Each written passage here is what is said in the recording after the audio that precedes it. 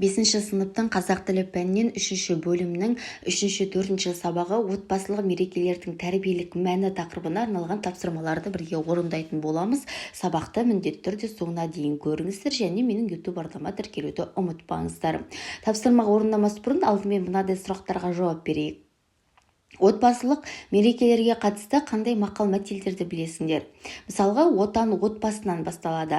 Бұл мақалда отбасының маңызы, оның әр адамның өміріндегі орны туралы айтылады. Отбасылық мерекелер отанды сүюдің, бірліктің негізі. Бірлік бар жерде тірлік бар деген мақал-мәтел. Бұл мақалда отбасы мүшелерінің бір-біріне қолдау көрсетіп, бір-бірімен тату болғанда ғана өмірдің мәнді болатыны жайлы айтылады.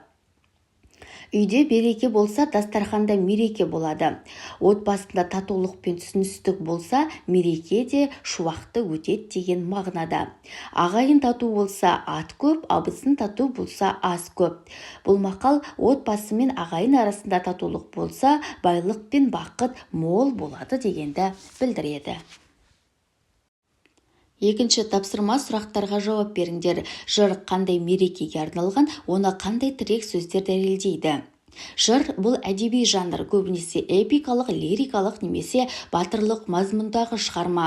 Жырлар әртүрлі мерекелерге арналып айтылуы мүмкін, бірақ көбіне жырлар халықтың маңызды тарихи оқиғаларына, батырлардың ерліктеріне, ұлттық мейрамдарға, үйлену тойларына немесе ас беру секілді рәсімдерге байланысты орындалған. Жырдың қандай мерекеге арналғанын оның мәтініндегі тірек сөздер мен мазмұндар арқылы анықтауға болады. Мысалы, ұлттық мерекеге арналған жырлар. Егер жырда батырлық, ерлік, ұлттық бірлік туралы айтылса, онда ол халықтық ұлттық мерекелерге немесе тарихи оқиғаларға арналған болуы мүмкін. Мұндай жырлардың тірек сөздері ерлік, жеңіс, отан, халық, тәуелсіздік және батыр сөздері болады. Одан кейін үйлену тойына арналған жырлар. Мұндай жырларда көбінесе махаббат, жұптардың бақыты, жаңа өмір бастау туралы айтылады. Тірек сөздеріне жұбайлық өмір, махаббат, бірлік, қуаныш, жас отауды жатқызсақ болады. Отбасылық мерекелерге арналған жырлар. Мұндай жырлар отбасы құндылықтары мен бірлікке, татулыққа бағытталады. Тірек сөздері береке, шаңырақ, ата-ана, бала-шаға, туысқандық. Ас беру рәсіміне арналған жырлар. Егер жырда ата-бабаларға тағзым, құрмет көрсету, марқұмдарды еске алу туралы айтылса, онда ол ас беру рәсіміне арналған болуы мүмкін. Мұндай жырлардың тірек сөздеріне еске алу, рух, ата-баба, құрмет, дұға жатады. Жырдың қай мерекеге арналғанын анықтау үшін оның мәтіні мен мағынасына тереңірек үңіліп, қандай оқиғаларды дәріптейтініне назар аудару керек.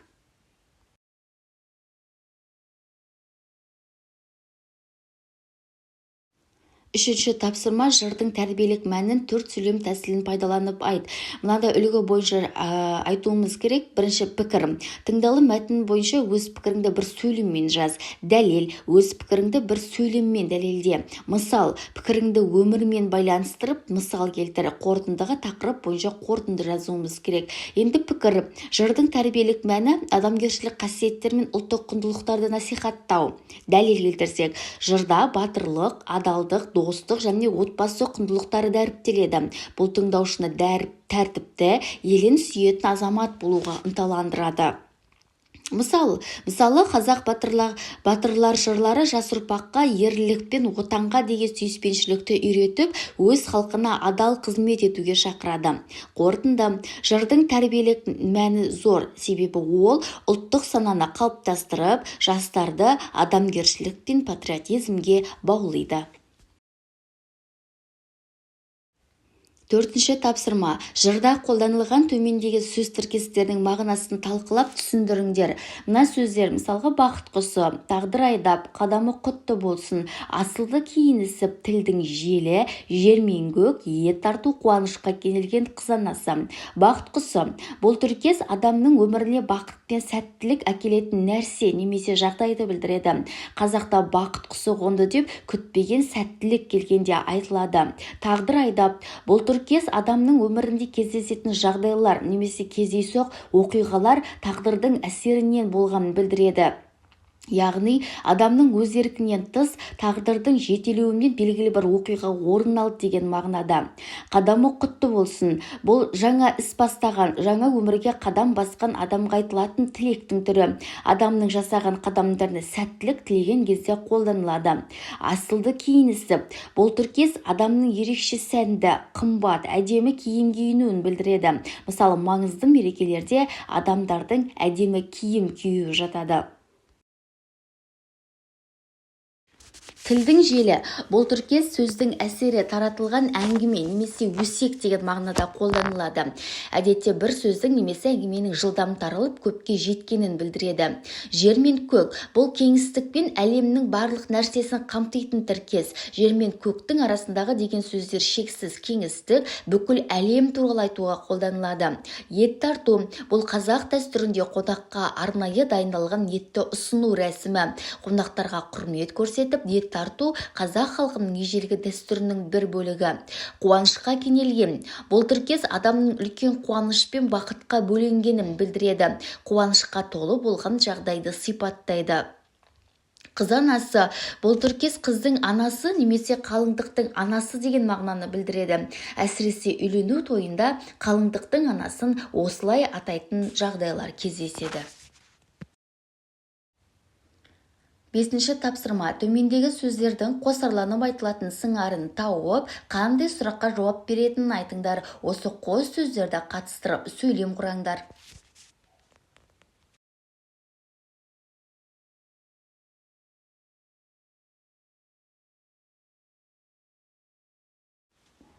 6-шы тапсырма топтық жұмыс.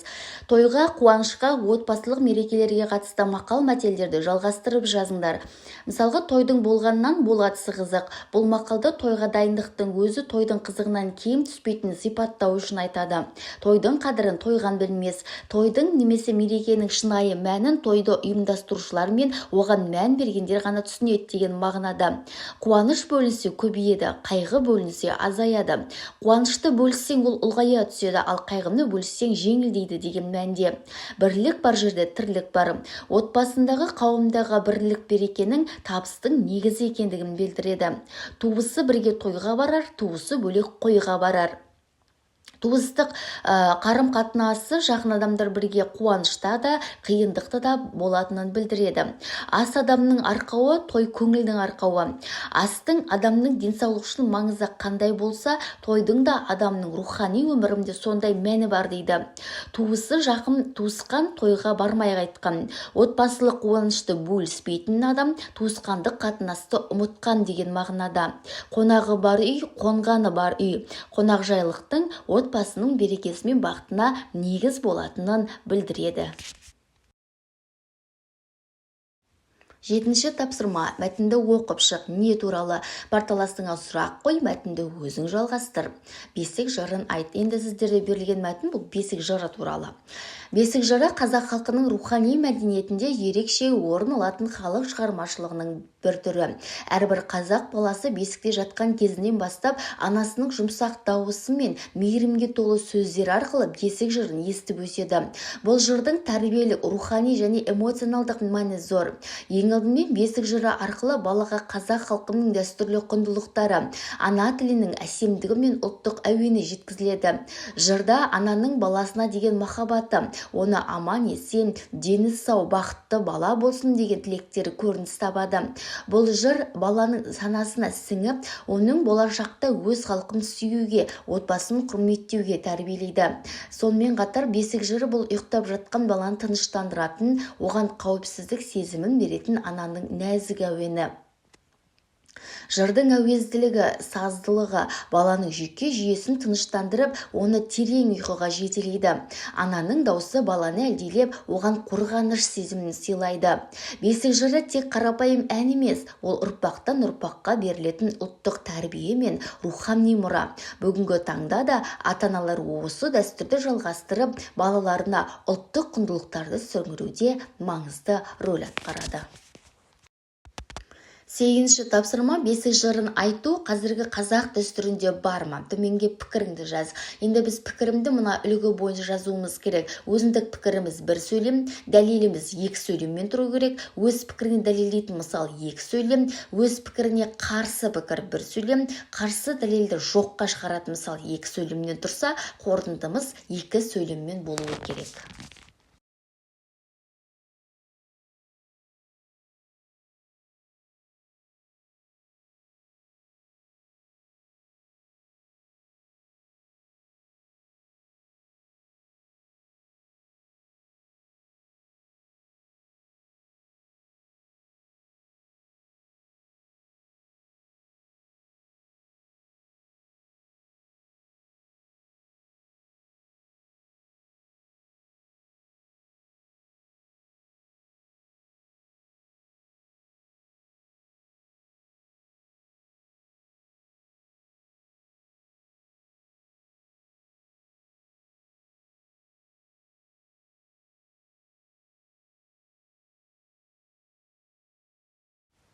9-шы тапсырма. Мәтіннің тәрбиелік және эстетикалық мәнін топ болып талдаңдар.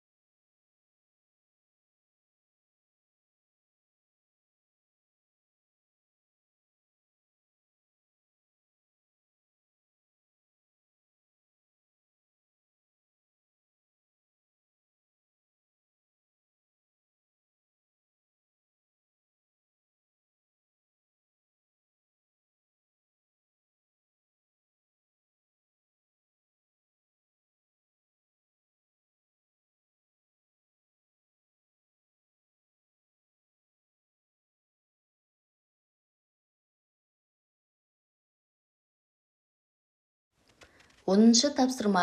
Мәтіндегі көңіл толықтарлығы жағдаяттар қандай эмоционалды сөздердің көмегімен берілген?